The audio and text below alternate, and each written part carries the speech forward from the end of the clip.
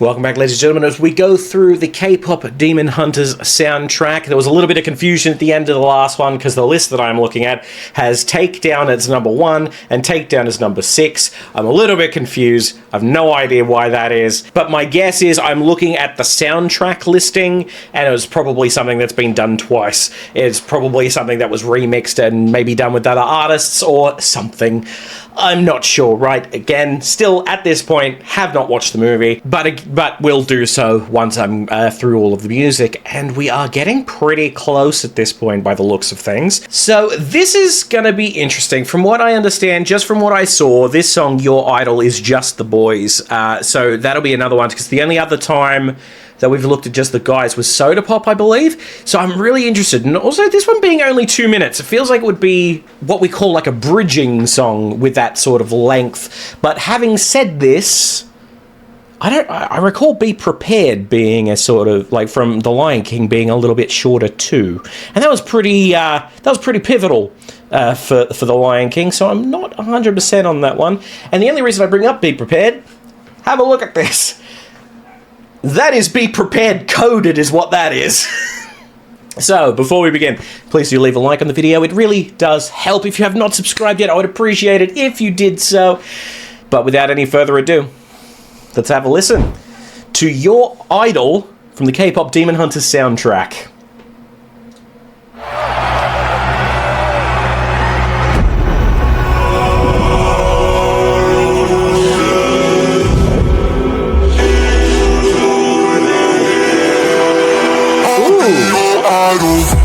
Keeping you in check, keeping you obsessed. Play me. Hang on. I'm gonna really like this one, I can tell. Interesting point of call at the start there. I'm wondering how they've layered that vocal, because there's an instrument called a vocoder. What it does basically is you sing into it, and obviously your voice can only produce one note at a time, although there are exceptions to this, and believe me, there are. But basically what happens is, with a vocoder, you sing into the microphone that's attached to it, and as you play the keys, your voice gets replicated to the note that you are pressing. And I'm wondering if this is a vocoder, or if it is some other studio effect that they've put on the start of the voice here. Either way, what an impactful opening to this song.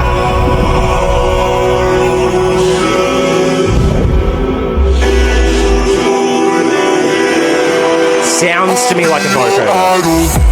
Keeping you in check, keeping you obsessed. Play me on repeat, good on she in your head. Anytime it hurts, play another verse. I can be a sanctuary.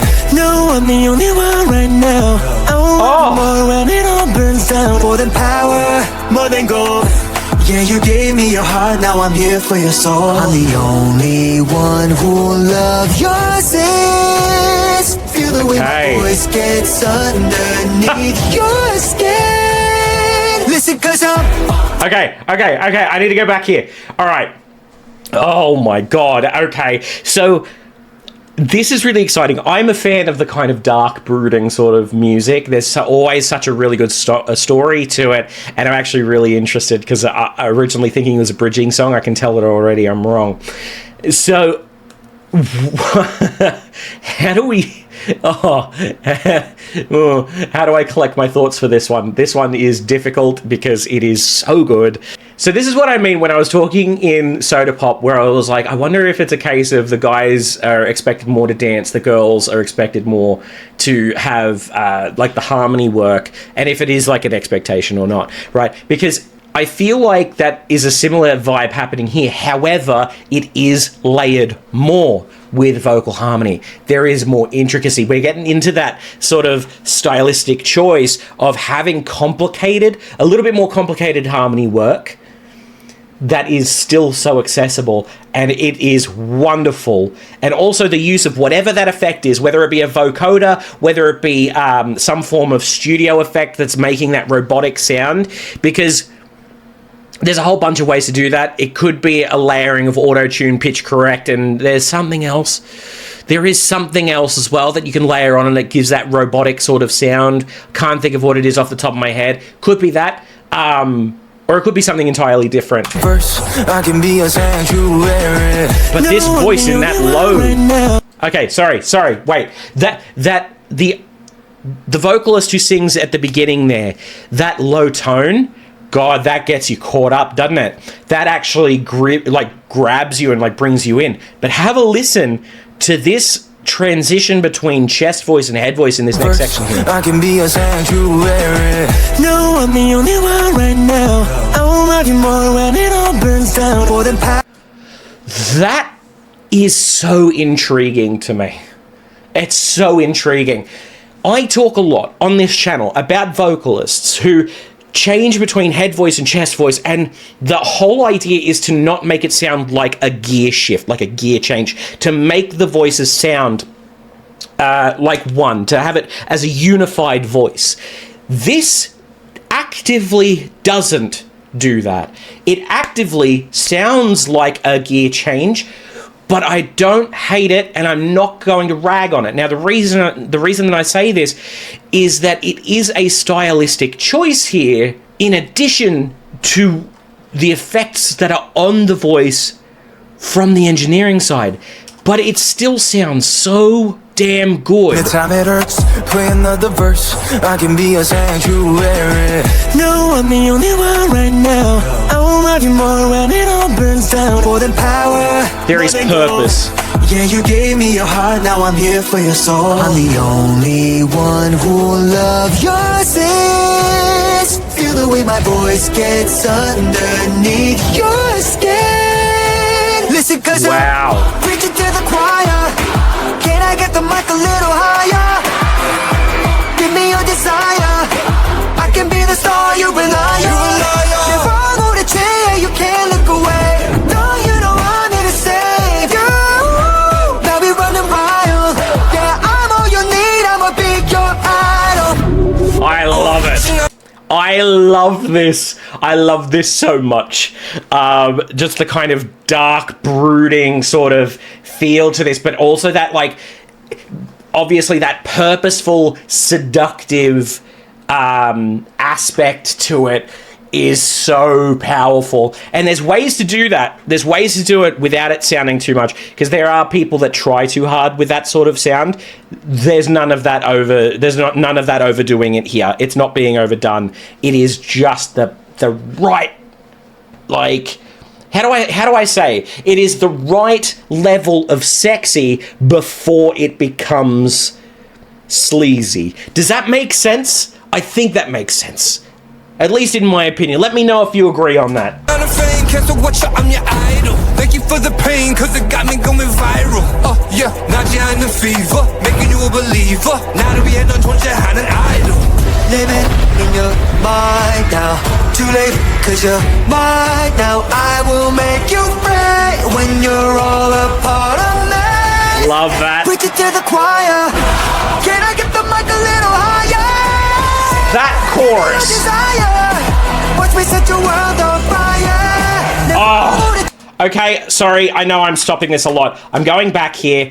The reason is, okay, I love when a song kind of, like, maintains the, it maintains the point of what everything's going on, but there is that addition of chorus behind them, backing up, not necessarily harmonizing, but like almost that rallying effect. Actually, you know what this reminds me of? It reminds me of something out of Epic the Musical. Just that insane, like, rallying effect. The one where it's like, I'm gonna grab you by the throat, and this is what you're feeling now.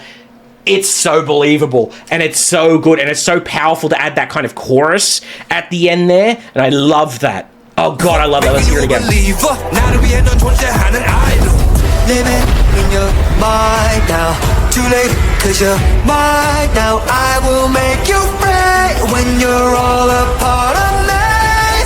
Preach it to the choir. Can I get the mic a little higher? Yeah. It's down in the mix, but it's there. They're all on a chair, you can't look away. No one is coming to save you. Now we running wild. You're down on your knees, I'ma be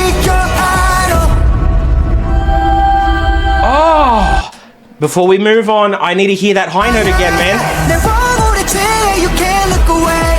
No one is coming to save you. Now we running wild. Down on your knees, I'ma beat your idol. There's something to be said about a voice that can hit those notes, but isn't doing them all the time. There is restraint, and it is used in that part of the voice. That part of the voice is used for that impact. And God, that impact got me. I was not expecting it. Because the interesting thing with this voice is that with what he's singing, with what he's sung, and the way that it's been kind of, I don't want to say manipulated in the studio, but whatever they've done to it in the studio, the engineering side of it, the way that they've done it, it almost makes it sound as if the voice can do what he's already sung and not much more. And then he goes and hits that note and proves that whole thing wrong. There are very, very few voices that can do something like that. I can't remember. There is a term for it, but it basically lulls you into a almost like a false sense of security. You've kind of gone, all right, I've heard everything there is to know about this voice, and then it comes out and you go, oh shit, there is more to it. And I love it. And I love in this song that there is the restraint. He is not hitting all those notes until that emotional moment that it is necessary. That's awesome. That's so cool. One more time. And does it easily.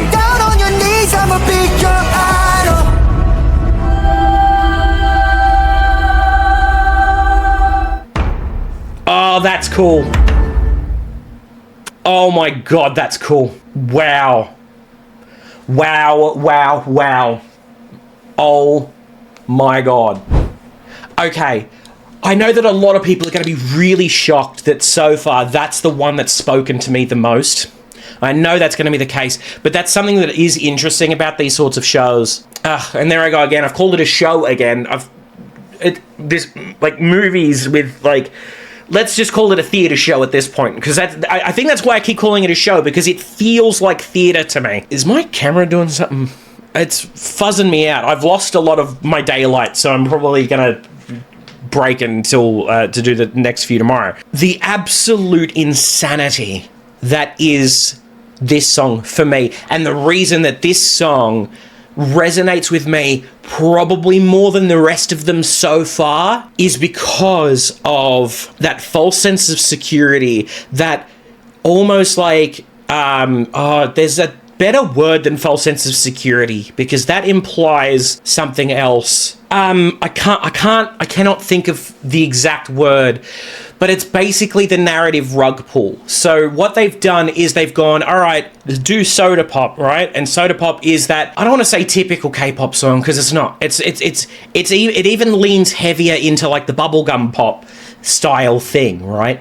And it's good, and it does it really, really well. But then you have this, which is a complete 180 on that, like 180 degree turn, where it's like, okay, yeah, in that original song in Soda Pop, we're trying to hide the fact that these guys are demons.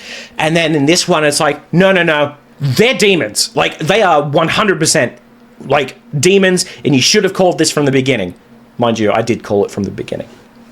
Just saying. But not only that, the style change is so vastly different, and it showed just what these vocalists can do in both settings. And that, I think, is why this kind of resonates with me so much more, because you have that vocal work, you have that subtle harmony work, you have all of that, and you actively didn't have that in Soda Pop. And you know what? A lot of people will probably think that I didn't like Soda Pop. I did like it, but it felt wrong. And you know what? This is why it felt wrong. It was supposed to feel wrong. Soda Pop was supposed to feel wrong.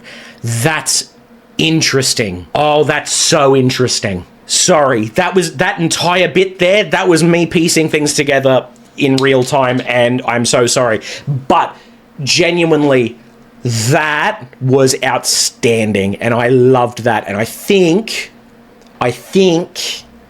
that's probably my favorite song of the soundtrack so far. Golden's really good and really close to that spot, I will admit, but that one, ooh, I love that. I love the way that makes you feel, because you know something's up. But it also shows that vocally, these guys are not one-trick ponies. They are definitely not. They can do a lot of stuff, and we've seen that. Like with the girls song to song to song, we've been seeing that. We've seen that from start to finish, that they are not one-trick ponies, that they can do a lot. But seeing as though this is the only the second song that the guys have done together, and seeing how that changes and like stylistically from one to the other, it is such a polarizing shift from one to the next. I now understand why Soda Pop felt wrong to me. And it's because of this, and it's so good. It's so good. Anyway, sorry, I'm going to keep repeating myself if I go on too much longer. So thank you guys so much for watching. Like or favorite if you enjoyed, subscribe, do all that sort of thing. And I'll see you guys in the next one. All right. Bye for now. Thanks for watching. If you enjoyed what you saw here today, feel free to go over to Patreon and support us for as little as $3 Australian per month. By doing so, you'll join the list of wonderful people here. Also, if you're into gaming, I have recently rebooted my gaming channel, so feel free to go over there and have a look. Link to both the Patreon and the gaming channel in the description below.